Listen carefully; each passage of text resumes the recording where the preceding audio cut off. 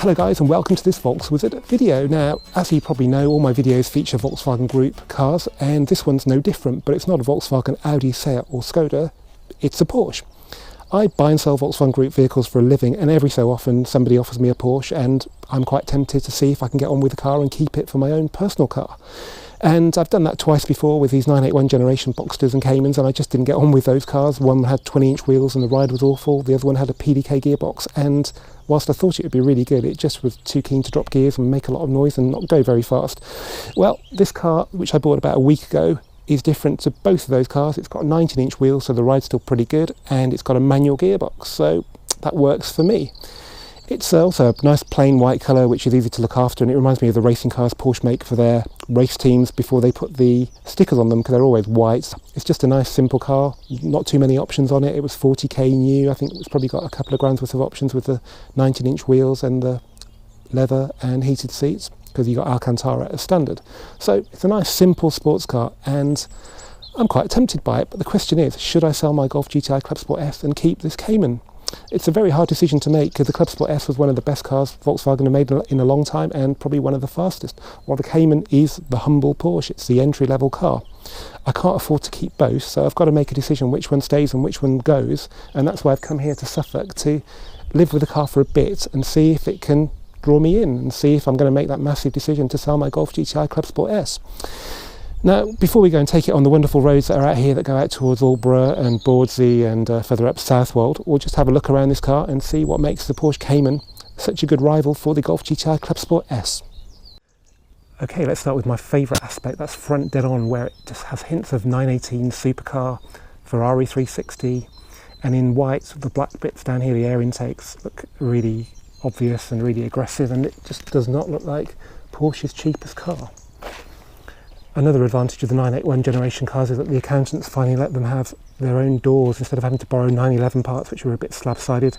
These are now sculpted to tie in with that air intake and gives it much more an exotic look than the earlier car. These wheels aren't particularly exotic, they're 19-inch Boxster S wheels. Are an option on this car because the standard wheels are pretty hideous.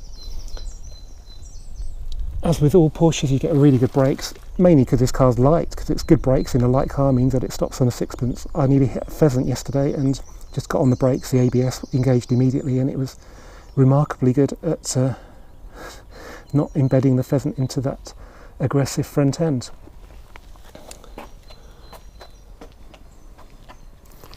I don't particularly like the back, but then there has to be a reason to buy a 911 because there aren't many other reasons. This car is just that good. I think the back of 911 is a bit more attractive, but it's not bad. Being a 2.7, you just get the boring old oval exhaust pipe, but you just have to get over that. You can either change it and fit twins, or you can just live with it because it's still a Porsche through and through. Okay, let's have a look inside.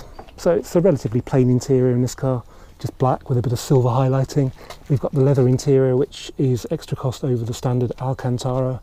We've got heated seats, but not a lot else. That's why there's all these blanks here, to make you look like you should have worked harder in school. Plain black steering wheel, no buttons, quite like that. There is a sport design wheel, which is aluminium and much prettier, but this isn't too bad at all. It's all very well made. There's not an awful lot of storage. There's a bit in the centre console here, and you've got some door pockets that are quite small.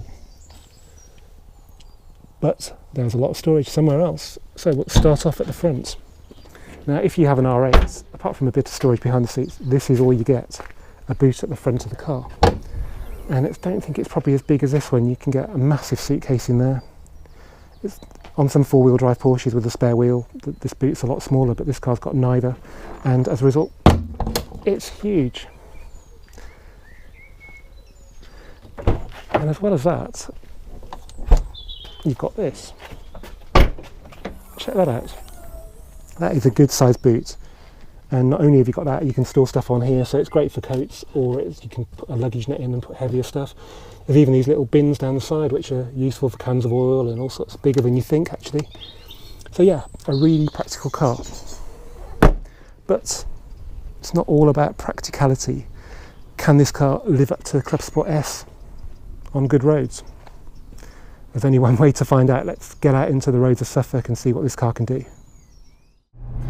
Okay guys, welcome to the interior of the Cayman 2.7. we're in a 6-speed manual car. This is, as I say, the entry-level 2.7, but it might be an entry-level Porsche, but it's still a Porsche through and through, so it's a mid-engined, rear-wheel drive car.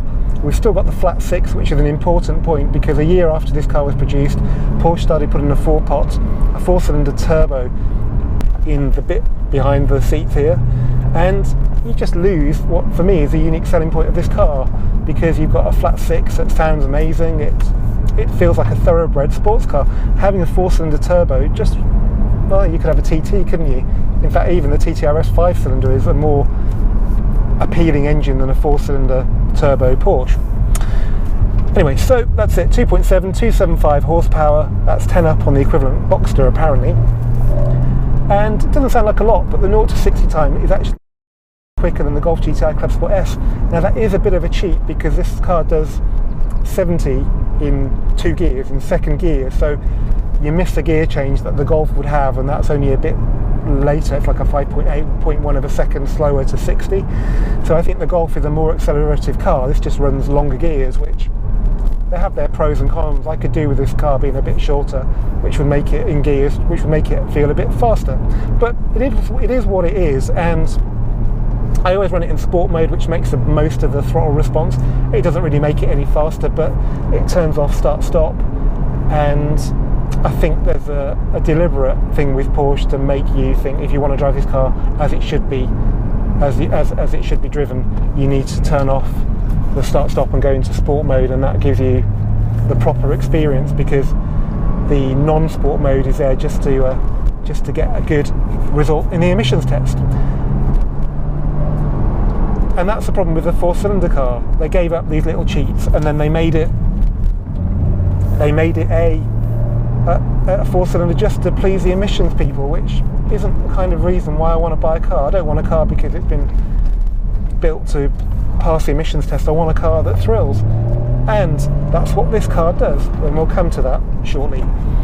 Back onto practicalities. As I said before, it's got a front and rear boot. It means that you can take it away quite easily, 2 adults. We filled this car to the brim for 5 days, and we just wouldn't have been able to do that in an R8, and I just can't see the point of having an R8 and not being able to take it away. So it wins on that count. It's also a little bit smaller than an R8. It goes in my garage. In fact, it's smaller than the Golf across the mirrors, which is remarkable, because it doesn't look like a narrow car. It looks like, a low, wide, exotic car, but it's small. It's compact on these Suffolk roads, which are great, and where you kind of don't want a big car, it fits really well and it suits them nicely. And on the way here, we did 180 miles. We didn't hang around. We drove as fast as we reasonably could do to get here from Birmingham.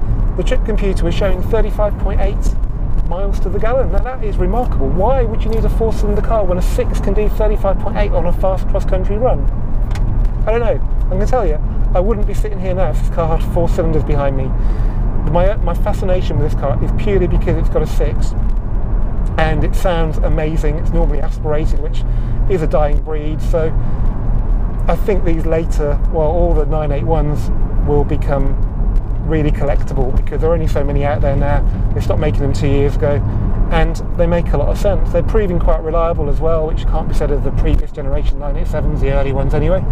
So they have a lot going for them. So we know the Porsche Cayman is a sensible choice for a sports car, but does it thrill? That's the real question. Can it match a Clubsport S with the thrills? Well, let's see how we get on. Yeah. Wow. And the brakes are amazing. It's a very light car with some really good brakes. It's got like Brembo monoblock calipers, and it's fantastic, but it's the handling that does it. So because it's mid-engine rear-wheel drive, you can just turn the car into a corner, get on the gas, and that does the final bit of steering for you. You just set the steering fixed, and then you can just steer the car on the throttle, so the back of the car just nudges around. Even just the tyres leaning a bit will just change its trajectory a little bit, and as you get more confident, you can even get the back drifting a bit. There's lots of sand on the road here, and it does move around quite a lot, but it just feels completely natural and beautiful. So lovely. So onto the brakes, just a solid pedal, and then better brake a bit, but beautiful. Does it thrill? Yeah. Of course it does. It's a Porsche. It's a proper thoroughbred through and through. I don't think you'll ever get bored of the noise it makes, and you'll never get bored of the handling. So yeah, it's a real thrill, this car. So we're just calling out this village now. It's going past the speed limit. So we're in second. 4,000 revs, 5,000. Yeah. Wow. When I hear that, it just reminds me of the Steve McQueen film Le Mans, the 917, that race car in that.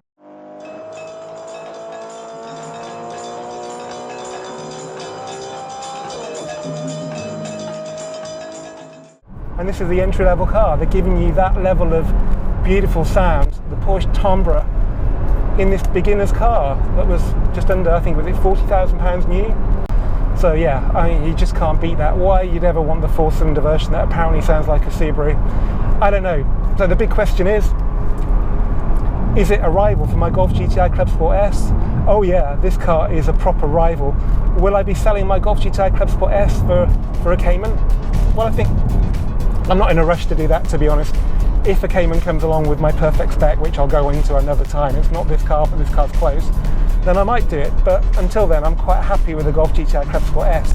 But I do have a yearning for this car, and if the Clubsport S does sell, this is what I'll be replacing it with. Anyway, thanks for watching this video. I hope you've enjoyed it, and if you have, give it a thumbs up and subscribe, and see you for the next one soon.